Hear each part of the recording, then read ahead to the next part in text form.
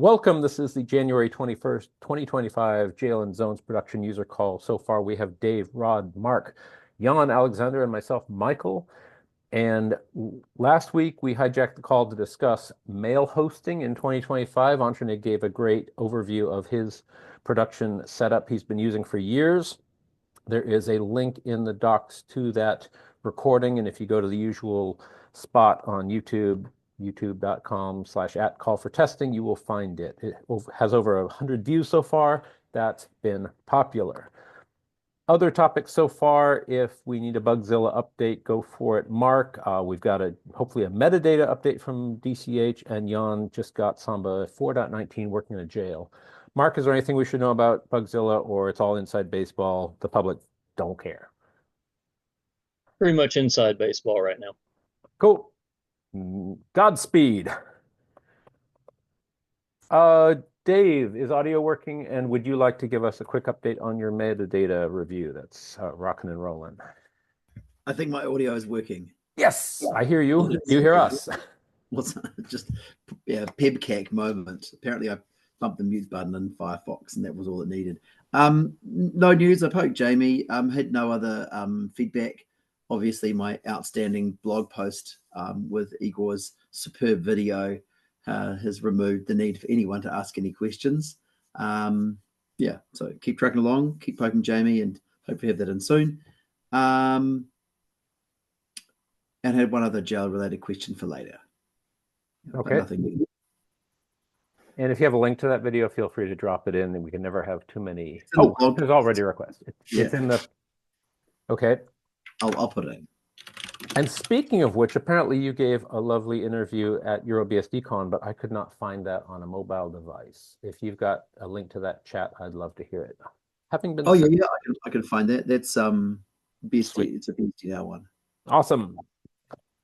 Jan, it sounds like you have Samba 4.19 working in a jail, and you had some DevFS surprises. Would you like to give us an update on that? Not really a surprise, but it's only not a surprise because I've already had 4.16 running, and with Samba 4.16 in newer, or 4.13 in newer, really, they re-architectured the Samba internal virtual file system layer. So how Samba interacts with the file server's local file system to export it to guests. Because they have to provide the semantics of the Windows optimized SMB protocol to be a valid SMB server, you have to do some things different from how you would normally do them on a Unix-like operating system. So more things based around names instead of descriptors and so on. And that forced them to use something called the file descriptor file system, fdisc-fs, to reopen an already opened file to get a new file descriptor by what Windows considers a handle. And that means that you now have to mount this special file system into the jail with a mount option to configure it to operate the way Samba requires it to be, which is not the default way. Because normally, if you open a file in the pseudo file system, which is just named by its file descriptor number, it is as if you did a dupe on the file. So you get the same opening of the file as a new file descriptor number in your user space process.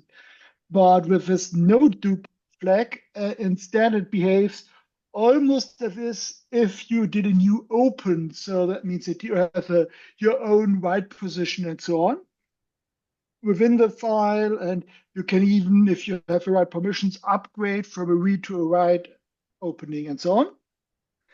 And this is of course not the default mode, and other applications may object when you mount the file system with this flag. So they added support for into the port by patching Samba to look in another directory first if it is a suitable file system. And you can, with a single line like this, let me copy and paste that into the chat. Did you have to patch Samba or it's patched? No, it's ports? finally made it into the port. So it used to just not work. And this and another commit to use the file descriptor file system instead of trying to do it all with open add and o empty path now means that you can finally rename directories, which was broken as a regression. And Oh, interesting.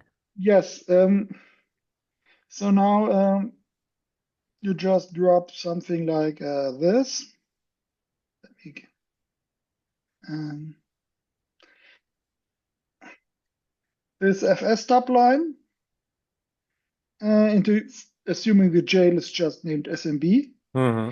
and you may have to create the mount point directory first if it hasn't been created yet, and then it just perks, so including the VFS fruit for certain fruit T computers with their own extensions to the protocol, so that macOS works. And yeah. So now it works like 4.16 for me, at least as a pure file What's server. I haven't the used no all dupe? that's the mount flag you have to set, which is required so that you don't get the dup2 behavior or dup where you basically give it a file descriptor number and get a new copy of that file descriptor. Instead, you open the file identified by the file descriptor again. Yeah. Did you learn that the hard way, or did you turn to a manual page and everything was beautifully spelled out? I learned Spend much time with by it. following the bug tracker when it wasn't working, and then I was still subscribed to the issues and got a mail to me, oh, someone touched this, it's time to try it again, and this time it worked. Cool. So a mix.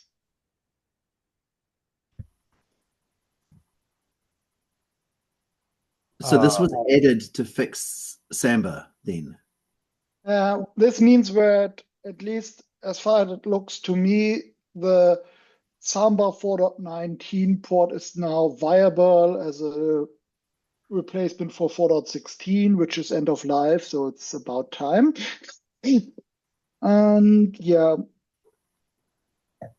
of course, Samba 4.20 and 4.21 are already in the process of being ported and could need some attention for the proposed port to implement the FreeBSD specific patches. Heck, someone may even want to upstream them if Samba as a project is receptive. And So what do you mean this, by this go ahead. VFS fruit here? Sorry, because that's clearly not a thing. Sorry, Which thing? what? Dave, repeat that. Michael mentioned VFS fruit. Jan did, then I did.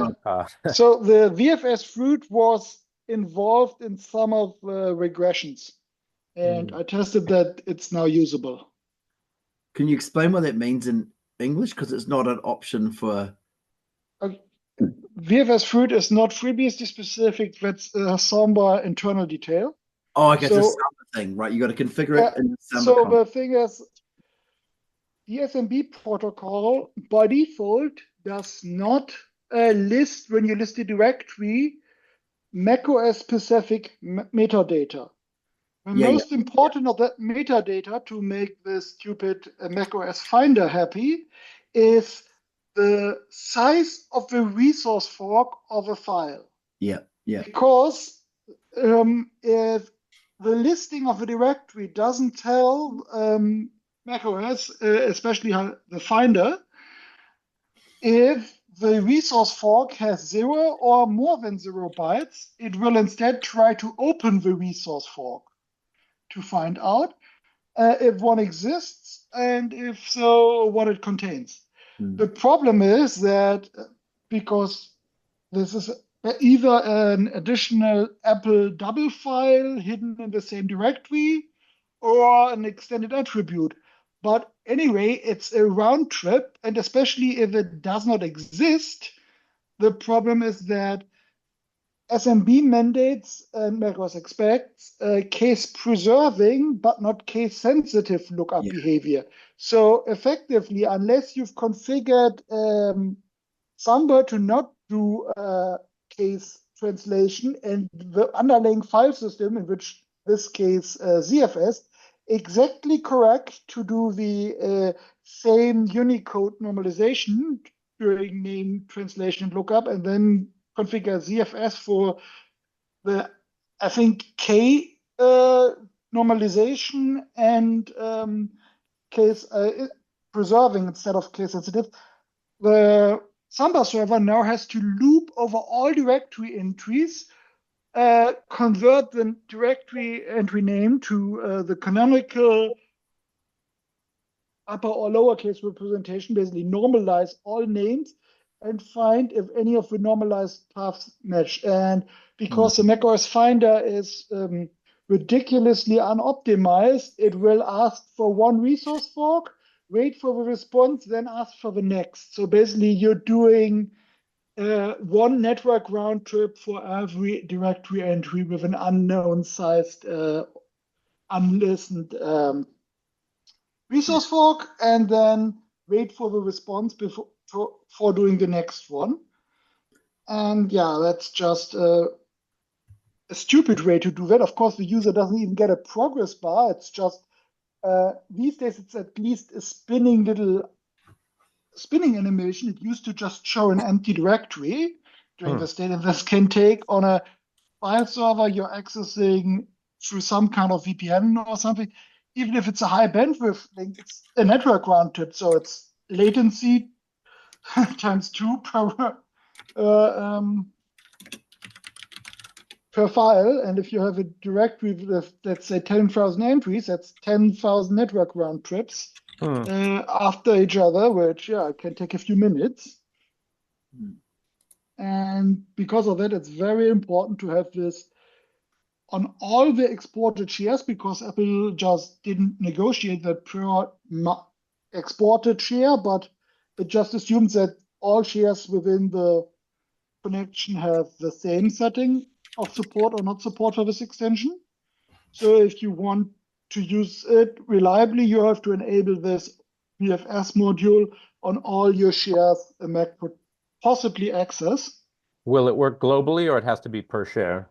You can configure it globally. It's not enough to just put it on the ones where users complained. You have to just roll it out universally. Okay. And then the most important functionality is just to extend the metadata returned by listing directories with a bunch of zero-sized resource forks, zero-sized resource forks, so that the macOS Finder won't even try to look into it because it's obviously empty. And all the other parts it does are basically, not that important. Quick question. Sure. Did I get these correct? Mandates case sensitivity, but not SMB, preserving, the or do I have those protocol, backwards? no, it mandates case preserving behavior. Not case sensitivity. Whereas Unix is normally case sensitive.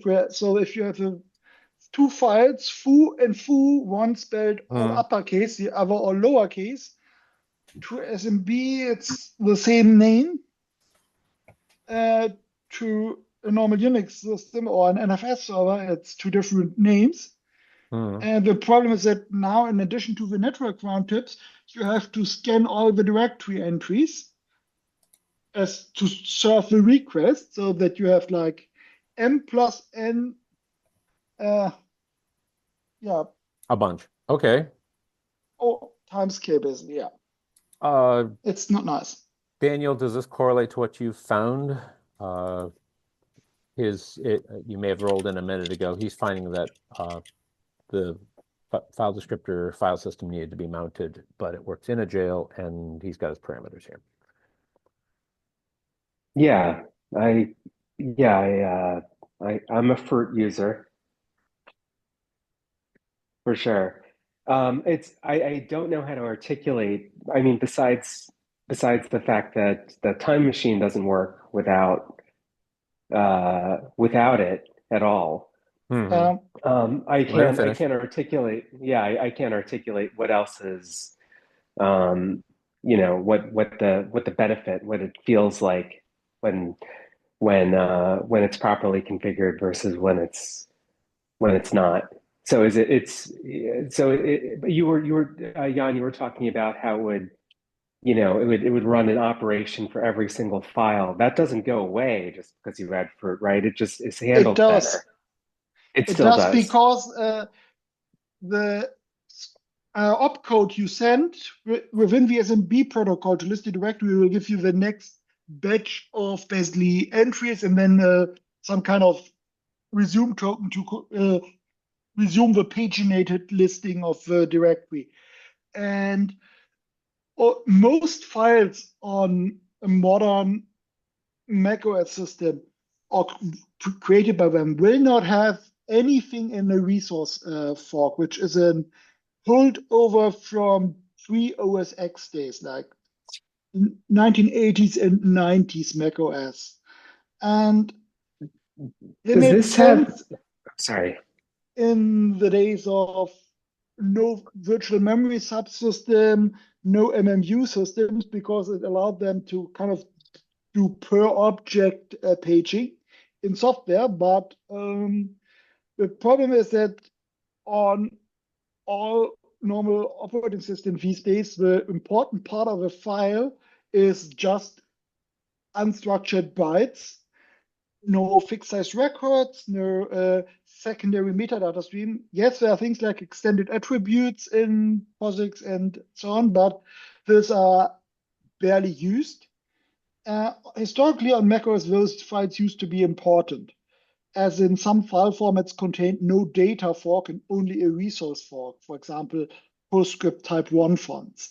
Oh, But CMD the called it. problem here is that the Finder still wants to extract this metadata to learn also important things like which of the 4-bit background colors to use for the uh, file name or something like this.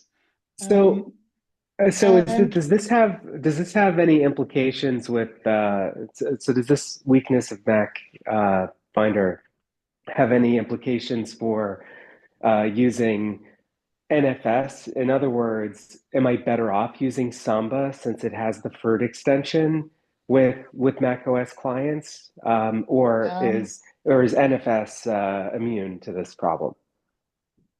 if I remember correctly, NFS is kind of immune to that because it doesn't support this normally, at least, unless you have an NFS server and macOS configured in such a obscure way as to support extended attributes. And it may directly map resource forks to extended attributes, which will not work for some really old legacy file formats because extended attributes are limited in size. So normally you just don't do it. Then the Mac will litter the directory if you actually use resource forks with these hidden files, but because they're included in the directory listing, at least it doesn't do an extra set of round trips for them. And the other problem is that Apple has kind of said we bless SMB as our network file system of choice. They have an NFS client, they have their own AFP protocol, but they kind of abandoned both of them. And as far as I know, don't actively improve them or bug fix them. So you're Hmm. probably better off getting SMB correctly configured. And why this extension actually saves bandwidth and especially user patience is that if the Finder knows that the resource fork is empty, it will not try to open the resource fork to read out the metadata when listing a directory.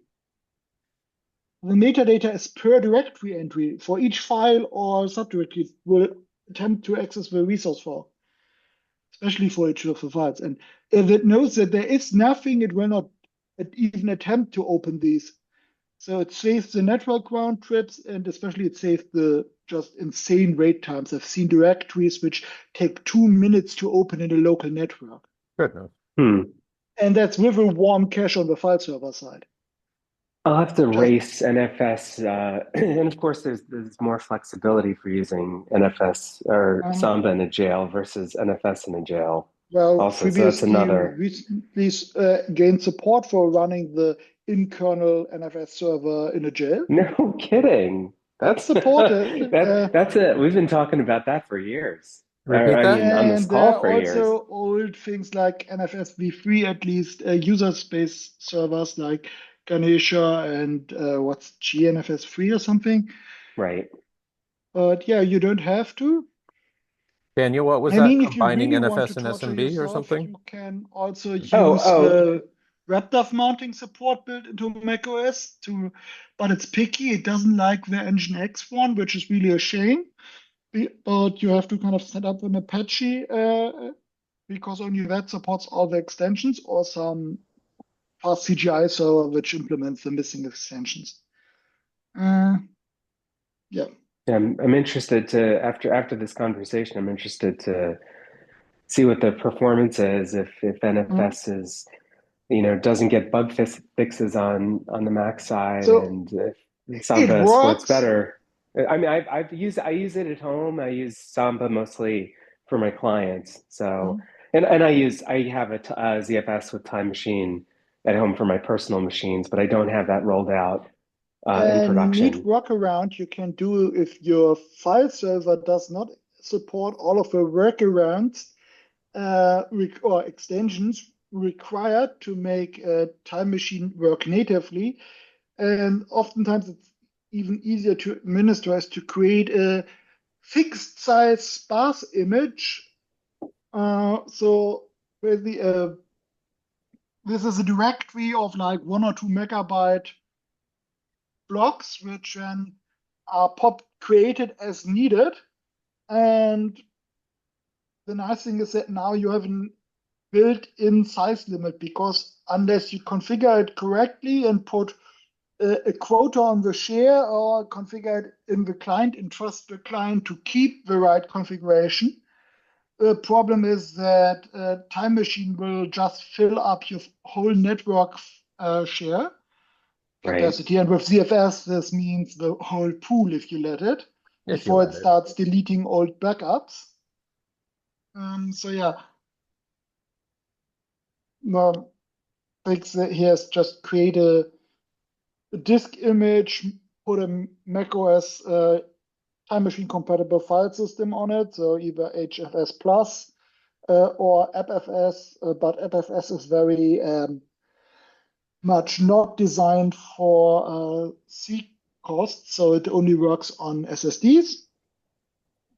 The problem is that I think Apple no longer really supports Time Machine with encryption other than on AppFS. So Oh, an interesting. HFS Plus file system will be automatically converted in place, preserving the file system content from So one file system to the other, So and Time then in Machine isn't place going to listen encrypted. to so something I think a lot of people might be curious about. So Time Machine isn't going to be aware of my ZFS quotas, right? Like if I Good question. If you create a ZFS file system and put a quota on that, it should just show up as a limit for the share.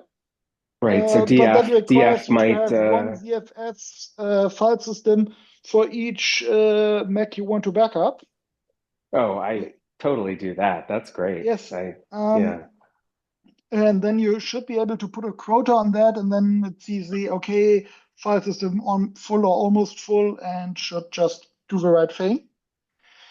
But yeah, that becomes messy when you have anything but the time machine backup on that share, because it will just fill it up like an ideal gas over time. And I mean, in theory, you can specify a size limit for the backup in the client, but now the client is trusted effectively with not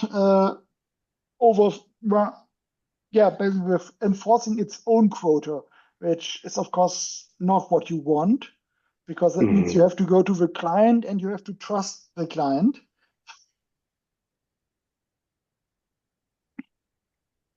Okay, Yeah. a quick point of order. Daniel, you mentioned a bit of a holy grail there. Was that a combination of NFS and SMB on the same share, or did I misinterpret that? Uh, Well, I do have that, and I haven't had too much trouble. But I mean, I do have a server with both. I'm curious about performance, given that, I don't know, Windows's performance on NFS is so. Max seems to be fine. I figured, honestly, in my house, I was thinking, oh well, NFS, less overhead because it's doesn't have, encryption or sensible mhm. protections or anything like that. So I was thinking that my performance might be a little better with NFS, but then I wonder if there's these functional problems that might make Samba superior for communicating with Windows, Mac, or both. So if you add Windows to the mix, Samba is probably the way to go, but because the Windows NFS client is really an afterthought. And It works though. I mean, I yes, haven't it had works, trouble with but it. the other problem is if you try to mix and match, Samba is no longer alone on the system, and then you have to disable a bunch of helpful performance improvements. Like, for example, you can no longer hand out op logs, which is the SMB equivalent of NFS file delegations. And of course, NFS must not hand out file delegations when Samba is using the file system. And unlike the old net, what's it's called, net something, the AFP server. Netatalk? Yes, net RTOC, exactly. That one had a mode where it basically net RTOC and Samba have a common locking protocol so that you could get actual file locking working via both protocols. And they even can be configured to agree on how to store the resource forks and so on, so that you can write a PostScript type 1 font via AFP and read it intact via SMB. But yeah, that protocol is finally dead, and Mhm. we should just let it rest in peace. But Jan, Otherwise, I it need might files rise off this old again. iMac, and I don't have a Okay, that's a floppy use drive, case for that. or I couldn't format it. Unless, which macOS version are you running on that old iMac? The one prior to good, like TCP or disk support. So apparently I'd have to update to like 8.5 to get good stuff. However, Okay, I forget about that. don't Yes, have much of a connection and you I can't may get run into an files in. even bigger issue, because if it's that old, it may still speak ASP over Apple Talk on Ethernet instead Probably, of TCP. probably, In yes, that case, correct. you're screwed, because neither FreeBSD nor macOS, and nor, as far as I know, Linux support native Apple Talk anymore. I think Apple kicked it out with Yep. 10.4.6. Good riddance, Uh, off topic. I know it's my yes, problem totally and the off neighbor's topic. problem, but it's a cute machine. It booted right up and it's like a So, whopping but the nice six thing is that we can meg now drive or some run god awful one, gig SMP drive. servers in a jail, Yep. which is where they belong because they have Ooh, been punchline. naughty. Cool. And I'll just throw in a point that I have in the minutes there. IX Systems spent a lot of time trying to get NFS and SMB to play nicely because of, say, the locking issues you mentioned. So thank you for clarifying the So nature of it that. can be made to work if Samba is configured to use kernel locks for all the locking instead of just doing its own internal user space locking. So now that means Samba is slower, and it must not delegate any file access to clients, so that without an oplog or oplog version 2, the client is not able to just get a delegation for that file, then edit it locally and eventually write it back, which of course means that on anything but a local connection, editing big files is just something you have to wait for, because you just can't avoid the network latency and bandwidth limitations. Well, how about read only for everything? But Read only, you don't have to worry about locking. exactly. Sure, go for it. Solved. Okay. Other questions specific to Samba in a jail or experiences, stories, horror stories, you name it. Is this whatever it is, 4.19, the latest one in ports now, is it? It's Part the 20s, one no? with the ports still being worked on. It's committed. Yeah. It's not, it was for a few hours or days, it was the default SMB provider or Samba version. Then this had to be backed out because of the regressions found by users. So that, for example, when you enable all the things users needed, you could no longer rename directories because that would just not work. And other problems. So now it looks like the regressions have been patched and it's on the way to becoming the default SMB version because 4.16 is end of life. Yeah. Yeah. And there are active efforts to port 4.20 and 4.21. Right. So Yeah, it's I'm not seeing basically 20. soon. Yeah. I'm not seeing 20 in ports. No, it's not yet committed. It's Okay, got just in the Bugzilla as an issue with the proposed patch, Got it. which contains the whole port. Yeah. And 4.21 is also being at a similar stage as 4.20. So It would be super useful even if you just threw a blog post up that just included the configs you currently have without all the detail here. Because that is half the battle. We need one more blog post with differing configuration requirements to refer to, but at least we'll know it's a good one. Yeah. I can About only that, say that it works for me. I can't say that it's good for Yeah, anyone else. exactly. Yeah. so to my point earlier that I just put in the docs, I looked up, 10 blog posts, Dan Langel's and everybody's, and I could not find any two people who agree on what parameters for a simple Mac OS and Time Machine configuration. Nobody agreed. So if you, Jan or Daniel, have the canonical correct answer, please share it prolifically. I do I- like trying to make a minimal, like what are the fewest number of commands, fewest number of lines Amen, sister. to do a thing. So I think maybe my latest one is pretty close to that. I would You're not at the- object to you It'd be dropping great it to share it. anonymized in the document, just for the world to see. And if it trickles into documentation, great.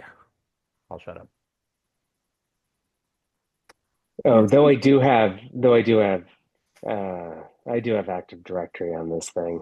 That's going to annoy people. Oh, if that's distinguished or commented out, that's awesome, because that is also a Should be holy grail simple we've to all work worked out. on. What's that, Jan? For someone just wanting a dedicated file server without domain membership, that should be easy to wrap out of the configuration. I hope so. Yeah, that's true. Sweet. Yeah. Or just comment it and put like 3 hashes in front of each line for that, or specific to that, and the rest of the world will figure it out.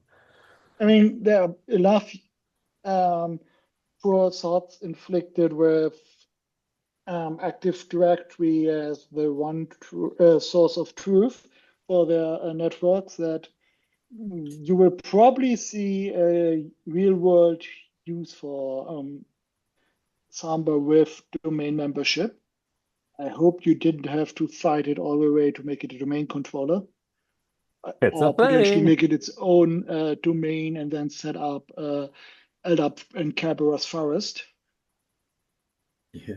I remember doing this, it must be like 25 years ago, Goodness. and it was no fun then, and it clearly is no fun now. Don't you love debugging cross-realm Kerberos ticket granting ticket issues? I wrote a paper on Kerberos at the time. I thought it was pretty neat compared to the alternatives. Yeah. Oh, that's Well, awesome work, Jan. That's pretty cool. I will definitely copy paste to this and use it at home. We currently don't have anything really for this, and I just tell the kids, you don't have anything important yet. Just email stuff to your teachers when necessary. Um, and my partner's stuff is her work's problem.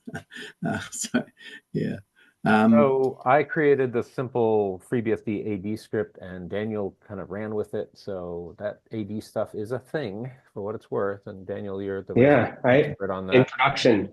Yeah, in production now. I've replaced, I have I have some some hundreds of users who will never know that they're uh, not using a Windows server. So that's It's pretty awesome. So exciting stuff. you're not using using Samba's built-in fake AD then. Exactly. Yeah, exactly. Nice. I have one with bind support, so it syncs to bind, and then I have another one that just uses its internal DNS server. I think I would probably recommend the former. There's really no point. Like if you want a bind server, I think that should just be on a separate box and Yeah. then forward to it. Um, yeah, I definitely made it too hard on myself a couple of times, but with Michael Dexter's help. I got it down to a science now. Now I'm learning So from you. yeah. Well, Daniel, how do I do two this? AD, yeah, two AD servers in house and one remote via WireGuard. And then I have a Windows box in the remote on the remote sites with RSAT with the Windows tools. So just a Windows 10 box with RSAT on them, and then you can use the regular Windows support tools, Mm. which is just lovely. It's the next thing that I'm trying to, the next frontier that I'm going after is whether or not a jailed Samba Active Directory server can then ship that information to Azure so that you can sync your Microsoft accounts with your Samba AD. Ooh, whoa. Okay. So Okay,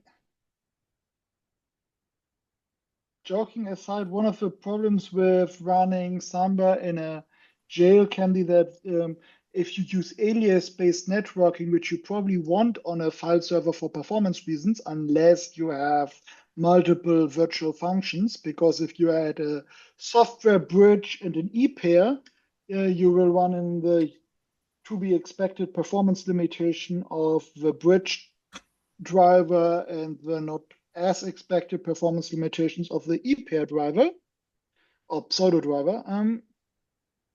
So you probably want to use alias networking. That means that the jail doesn't get to control things like raw packets and multicast group memberships and so on, which means that some auto discovery stuff may not just work out of the box.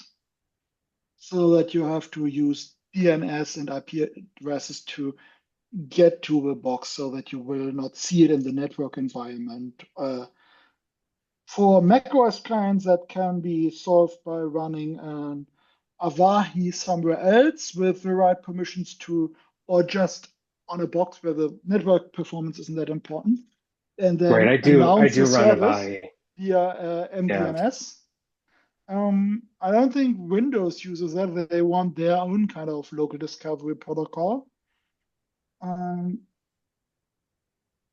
All the way back to NetBIOS broadcasts, I think, potentially. But yeah, Thank Yeah. you, I mean, someone, for correcting the versions. but because I don't have Windows clients to fight with, I lucked out. It didn't have to debug that thoroughly. Cool. But Daniel, best of luck. thanks. I was Anything else on serious that about the topic? Azure thing, by the way. Okay. Well, do you want to You spell can that out you can briefly? Azure yeah, you integration? can Sure. What you got? yeah, so if you have clients with Microsoft Office tools, so they log in or have Exchange or something like that, you can use pure LDAP, but there are sync tools that look for Active Directory and may very well work with Samba. It's not clear whether that's true or not. But that's really handy because you Control-Alt-Delete, the user changes their password on their workstation, and then it changes the password for their Microsoft account stuff, which is really useful. But this is still a huge cost savings because you don't have to have the, all the Windows Server components. So it's still a fairly significant sum of money saved, even if you're using the, Azure authentication bits and pieces uh, along with it. So yeah, it's actually a thing on my to-do list to try to do this, get my, and it might have to happen from a workstation, but yeah, Cool. LDAP search pipe dirtyhack.pl. beautiful. Like, so yeah, I mean, it might come to that. I'm going to see if it's going to work with the uh, with the with the actual Azure Sync tool. But I don't know if it's going to do. Some of Microsoft's internal tools do some checks and look at Samba side-eyed and um, won't perform for them. Hmm.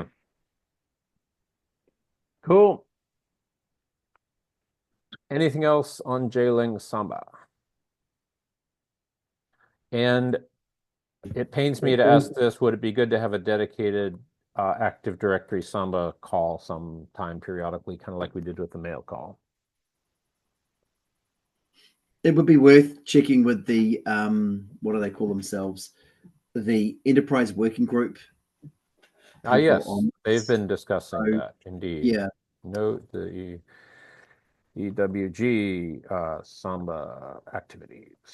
Cool. Yes, It that's a would very be good point. really nice to include a Samba developer or something if we do that. I would love to, that would be especially fun. They've reached out to John Hickson. He's kind of pledged some help, and not sure where we're at on that. Go ahead, Jan. yeah, that seems to One really useful milestone to aim for, in my opinion, if there's someone willing to fund that is to get FreeBSD into their CI pipeline. Hmm. Who's CI Because one pipeline? of the issues, Who's CI pipeline? Samba, Ah, so that we don't have to that's a great point. fix up the last half year or so of regressions every time there's a release. Yeah. That's a very good point.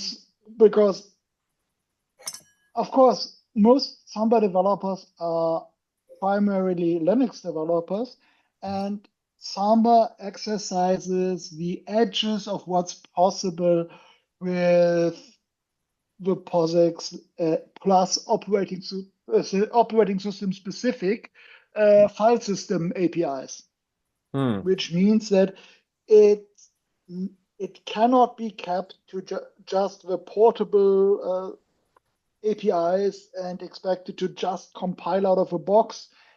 At least not if you want it to provide a semblance of reasonable performance for metadata operations. So that means that it requires someone to tinker with, and it may even be a good idea to get someone familiar with their virtual file system in there and just tell us what their pain points are when talking about FreeBSD and Linux. So maybe it would be easy for FreeBSD to add, like, give us these two system calls and we're so happy. Cool. Yeah, so I just caught up last week with the Enterprise Working Group people talking about this specifically, and the sort of we're getting a little bit off topic here, so I'll make it sort of brief. Long story short, the Samba port to FreeBSD stuff seems to have paused, and we're trying to understand what story there is. And the GitHub Actions side of things, we have ticked all the boxes around getting .NET supported, and the Microsoft CI team has come back and said, yeah, cool, but the GitHub bit we don't have time for this year, sorry. So that is kind of dead, and people are going to have a poke at that, but I don't expect that to move forward. So what Really? I'd suggested in the working group call is that we would proceed with trying to see if we can get BuildKite working for testing Samba on FreeBSD. And the main thing there is projects like Samba are big and complicated, and trying to do them inside a VM that runs on Mac OS or Linux usually results in timeouts. And if we have dedicated machines available for them, then we can actually test and run these things ourselves. There's some other concerns that I personally have around the lack of security of GitHub Actions. It's really not great, but that's more of a personal one. Or So that's the compatibility suggestion on the testing. table. If that's useful, I will line that up after finishing the other one or two things I've got on the project table. Who is the point person on that, if I may? On what? Sorry? On this whole, well, I know there's been a call in the enterprise working group for GitHub Actions and proper support in GitHub. Well, who's overseeing that? I know the group has been doing it. Well, I think the last bit's come back to sort of to the working group with Michael, not Michael, who am I thinking of here? Greg, sorry. Greg Wallace. Yep. Yeah, your face is right in front of me, Michael. So the name that pops to mind. Sorry. Yeah, the feedback we had from Microsoft is not going to happen in the short term. And it might be that we find the right person with more leverage. It might be that this is something that they're happy to do, but it is what it is. Yeah. Okay.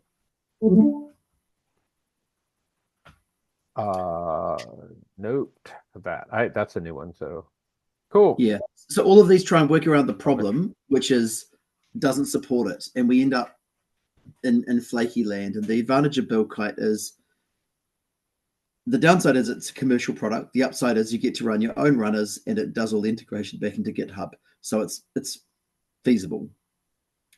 BuildKite. Yeah, BuildKite, nospace.com. I got it set up for the FreeBSD project end of last year, and I was looking for a couple of things to test it on. One of the things I wanted was a pre-commit, a pull request check for ports to say, did you run port clippy and port format on your ports? Sort of low-level fruit that would make every developer's life, every committer's life a little bit easier. Yeah. BuildKite. Okay. Yeah. Cool. There's some chat. Anyway. Cool.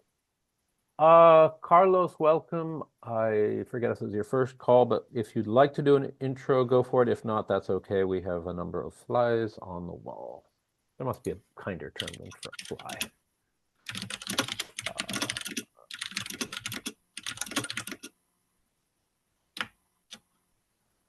Okay. It's my fiduciary duty to say that the BSDCan 2025 call for participation is still open. And a little birdie tells me that despite the ridiculously late date, a CFP will open for Asia BSDCon once various things are caught up with. So yes, basic. Does it build national ambitions? Okay. Other ideas, questions, topics, concerns, funny jokes.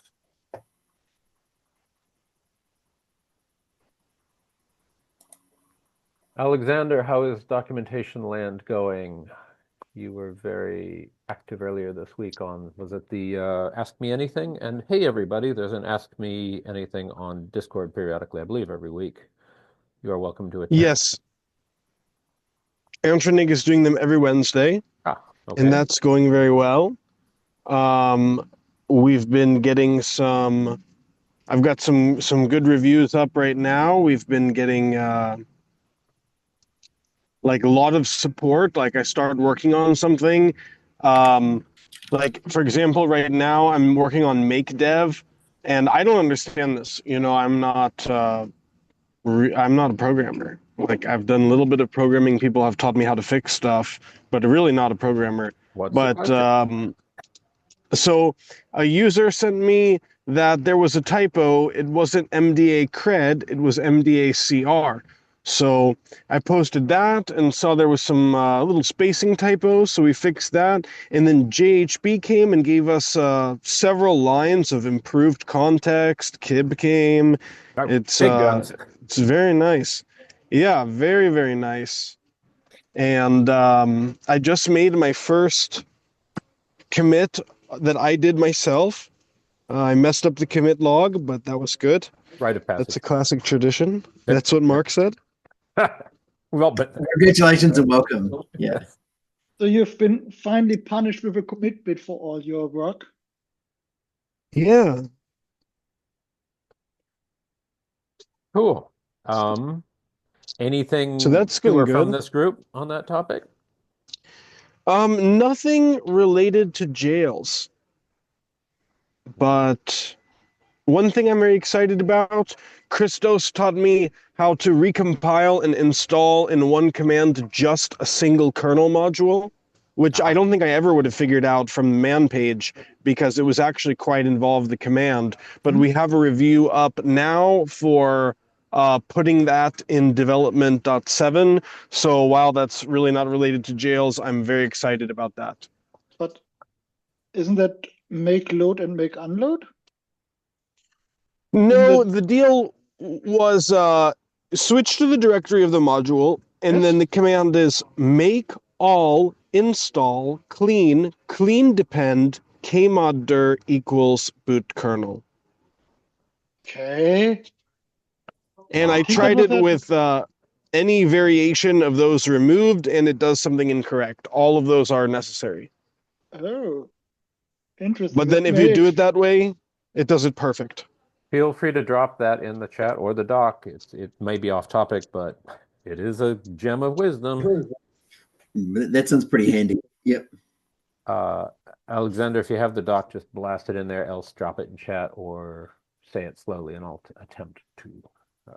I'm typing the URL in the chat now. Cool. Awesome. And here's the doc if for those who celebrate.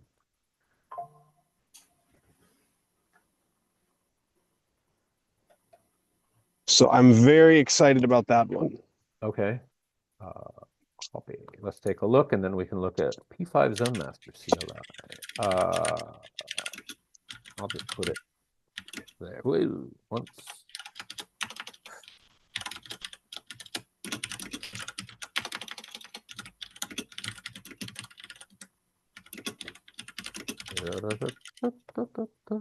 Cristo.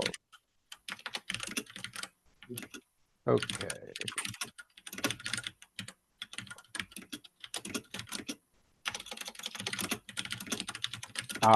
This is what you're referring to? Perhaps? Yes. Cool. It's the little things.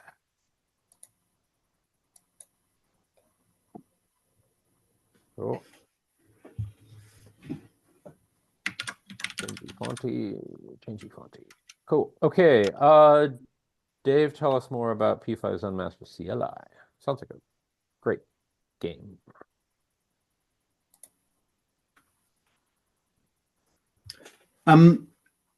Yeah, so this is a new port. So if you go to a better link is just to go to zonemaster.net, that link right there, yeah? And ZoneMaster is a tool for doing validating that your domain is correct from a bunch of relatively arbitrary sort of things. So it's stuff like, do you have name servers in different autonomous systems? Are your A records and quad A's set up correctly? What about mail? Stuff like that. Long story short, I'm interested in the ZoneMaster API that comes with it. And this works beautifully when it runs on my not in a jail, on the host system, and does not run in a jail. And I'm sort of bewildered because my IPv4 NAT foo is pretty strong by now. I've got raw sockets enabled, and I'm wondering what else might I be missing that I haven't thought of. Can you share configuration? Oh, there's just really nothing to it. It's a standard boring NAT, but yeah, I can dig one up. You shouldn't be using NAT for IPv6. So. I know it Well, exists, but it's almost never the least bad solution. so all I'm saying here is my standard config for jails is a NAT IP from the host to the jail. That's what I do, and DNS itself resolves. So I'm sort of wondering what else might I be missing here? So you're using alias networking? Yes, yep. Is there anything on your network where any network access control which you have to fight to get an IP to claim an IP address? No, so everything's statically. So the aliases are all Mhm. statically set up. It's all Ansible stuff, and we use this extensively, right? So all of my production systems run like this, hundreds of jails and many servers. And in theory, all of this is doing DNS lookups. Well, not in theory. That's all it is actually doing. So normal records resolve. You shouldn't even need raw sockets then, or No, DNS. It's just UDP. Sure, in theory, but it's just one of those things that go, well, okay, is it that? No, it's not that either. Yeah. Stupid question. Did you enable IPv6 on the jail? IPv6 on the jail? Yeah, I mean, none of the, not even the IPv4 stuff works at the moment. So I'm kind of stage one. I have IPv6 in the jails, but it's a little bit more complicated there. But even Have you maybe run some kind of through devd, some kind of rc.d script for mostly netif through the PC card Ether hot plug, and maybe this has turned off forwarding, IP forwarding, if you haven't configured it the right way, but only written to the sysctl? But then I would To notice explain. all the other jails would probably stop working too. Yes. It doesn't do anything funny. It's just boring. Oh, it's just one jail which isn't working. Yeah, so I run this in a jail, and that application does not work in a jail. Move it to the host system, works perfectly. Put it back in the jail, it doesn't. All the DNS stuff works happily inside the jail. So you can do. Have you tried it on? Can you specify the source IP in the application? Does it work with the same source IP? Let me just do this. I want like a tmux here, so we want to go. There must be at least 2 IP addresses, one per address family, for it to work over both. So it cannot be just one IP address which doesn't work. Okay. So let's do this. Why have I got 2 tmuxes? I do not want 2 tmuxes. That's good. You can use the initiation character multiple times, like Control B, Yeah, Control B. Yeah, okay. It just gets very confusing. So what I want is ivconfig in the jail, what IP address we're using, here, inet, and then I can just do this one here down the bottom, do a DNS TCP dump, QID, DP, what is it? It's LILO1, actually it is.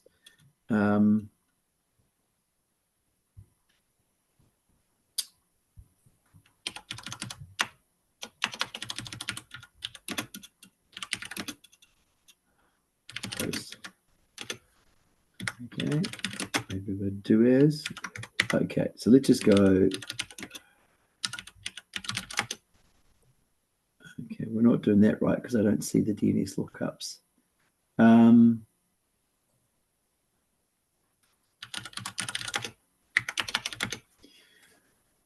LO1 is right there.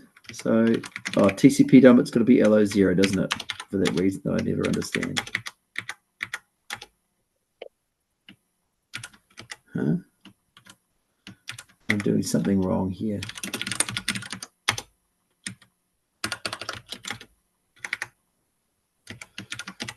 I think my TCP dump is failing me today.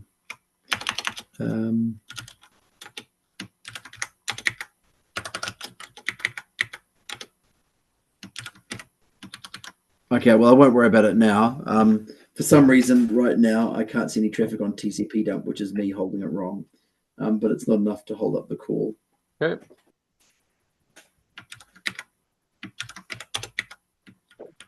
Other topics, questions, discoveries.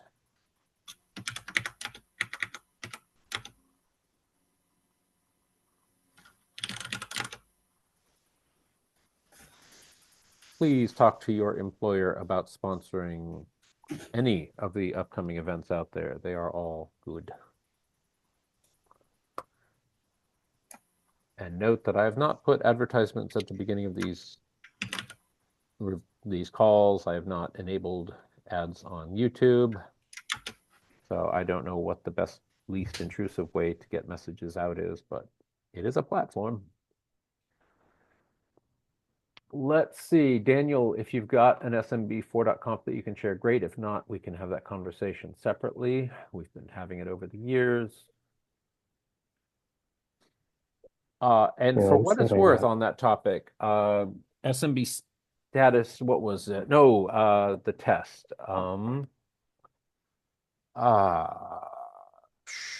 Was it Showparm or which one? Or whatever the SMB test is that you can do a like SV, I believe, which gives you all the parameters both enabled and disabled, and it's lovely. And so if you're migrating between, say, a proprietary NAS and raw FreeBSD or be it Linux or whatever, that's all helpful. What is it? Test Parm, I believe. Let me try that. Test Parm. Yes, test parm-sv is your friend, or without the V for verbose. I'll throw that in the Samba section. Very, very helpful because certain appliances do not have an SMB4.conf and you sit scratching your head thinking, how is SMB working? But yeah, no. So I'll do a little point here. MD, note that test parm-s and dash SV are your friend. Anyway, there I said it. Okay, gang, anything else, or shall we call it and move on to the rest of the week? While you Just mull one that question. over, go Anyone have ahead. time for Podman testing? Tell us more about the desired pod person testing. Podman, yeah. So has anyone had a chance to test Podman itself since last week? Since last week. Have it installed, and I want to get around to testing it. Okay, so not yet. Yeah, I'm. If you get stuck, ask me on IRC. I'm keen to get going on this, and I've got another chunk of documentation ready to land on my blog post really soon. I think we finished the last little tricky bits around naming things and tagging things. It's surprisingly difficult when you start using multiple architectures. Some of the tools are not really aware of that yet. So, yep. Okay, that's all for me. Yep. Are you aiming to toggle the FreeBSD to track FreeBSD minor releases so that people will not, for example, accidentally install a 14.2 port on a 14.1 kernel? You will still be able to footgun yourself. But the naming, as we discussed the last time, Jan, has been improved. And there's an update in the thing for that. Long story short, 14.2 release will always get you the release version. 14.2-P0 will get you exactly what was the first release. And 14.2-P7 will get you, something that hasn't been written yet in the future. Currently, I would expect a 14. Like a future jail to actually work most of the time, unless it's on a 13 host. But I don't think we have anything to test explicitly for that. It's in Podman. So it's intentionally not supported, but not prevented. So you can run the parts which are compatible, but it's not intentional, the compatibility. So there is a good chance that a 14.2 jail will run basic services. because there weren't any important system call changes or additions. Yeah, until you need them, then it won't. Yeah. So Exactly. that's more of a runtime question, and the Podman should, in theory, be able to check for this. That would be something that could be added. The important problem here is that the normal free tuple ABI string is not going to cover this because the ABI is kind of only the forward, not the backward compatible part, or the other way around. So basically, it only tracks the major release. Yeah. Which is a bit annoying at times. That, for example, for ports and packages to deal with.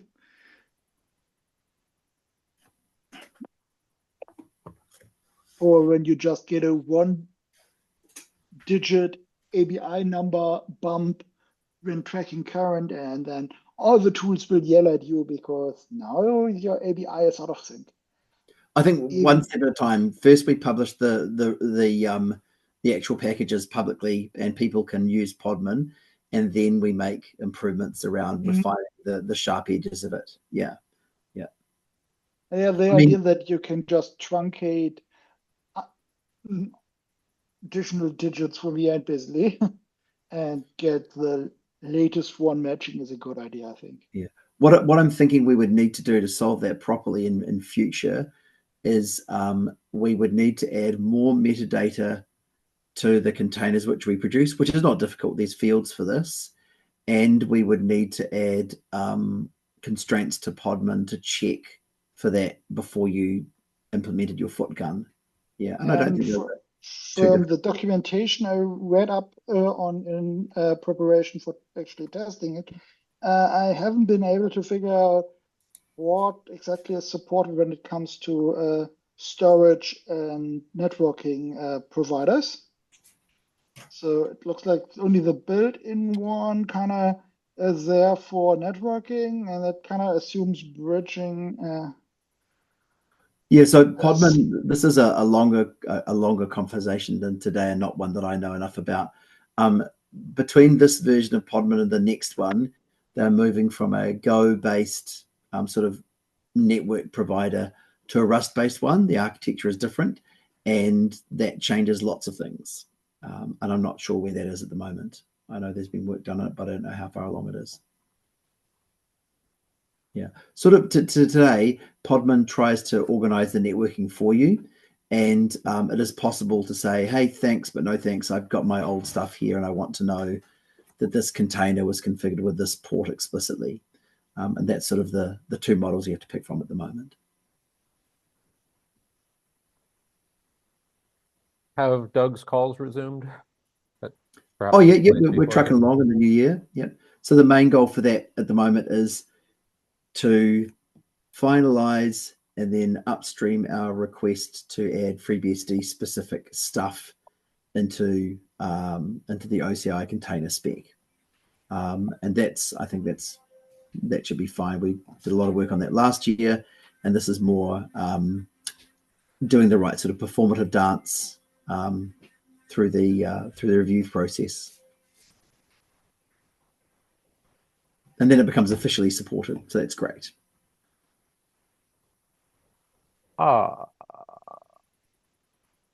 Perhaps totally off topic, Jan had a question in chat. Does anyone know which Unicode normalization modern Mac OS clients want? I thought it was Form D, but that's not a modern answer. That's probably like a decade old by now. Yeah, it used to be that for HFS plus 2, but for FFS they changed to Form C apparently.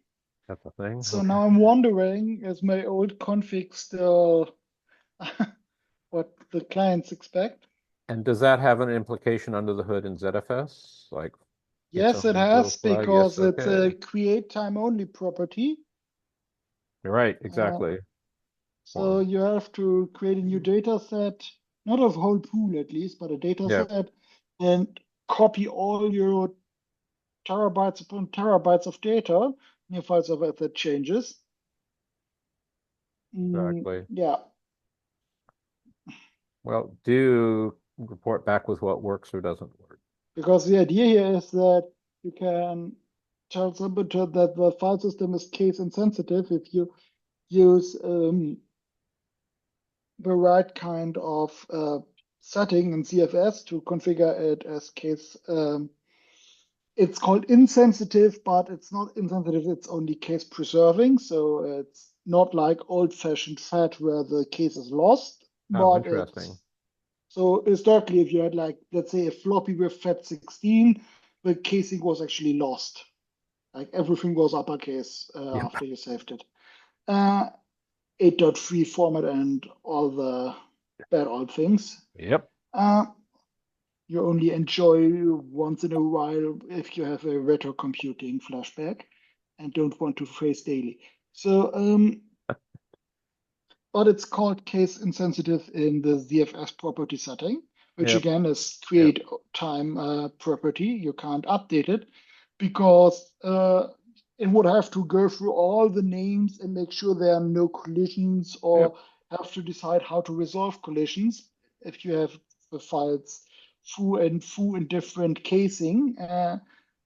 Once it's case insensitive in ZFS lingo, it would no longer be possible to have both entries in the same directory. Yep. So yeah, of course, because, and similar things with normalization words. Cool. Anything And I else? just wondered if anything changed because macOS apparently picked a different normalization for the new file system. We are down to 4. I can stick around a little bit. Who would like the honors? Daniel or And Alexander? I can subscribe. You beat him to it. Cool. Thank you. Thank you, everyone. I'll be around a few. Let's catch up tomorrow on ZFS. Have a great one.